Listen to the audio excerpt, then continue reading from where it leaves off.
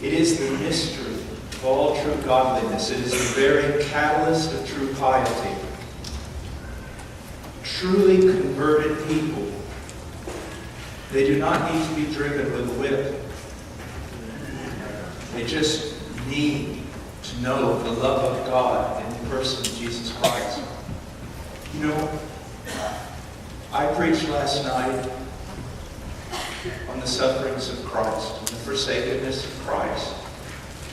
Brother Whitney preached on the forsakenness of Christ and the sufferings of Christ. And I told Dr. Hickey, you know, every minister who got up here, every one of them could have taken the same text, preached on the same thing, and it would not have been old to any of us that know it.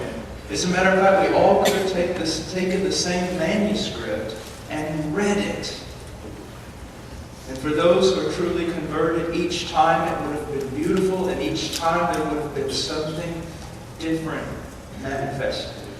And for me, I have to tell you something.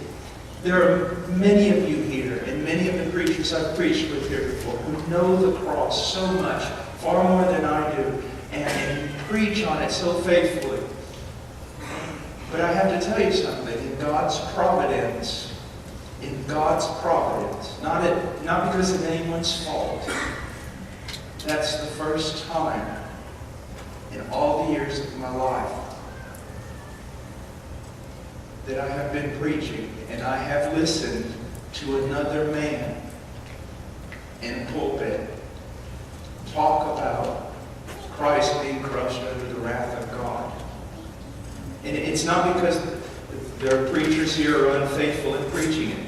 They're faithful in here, but in God's providence, it's the first time I ever saw someone else do that.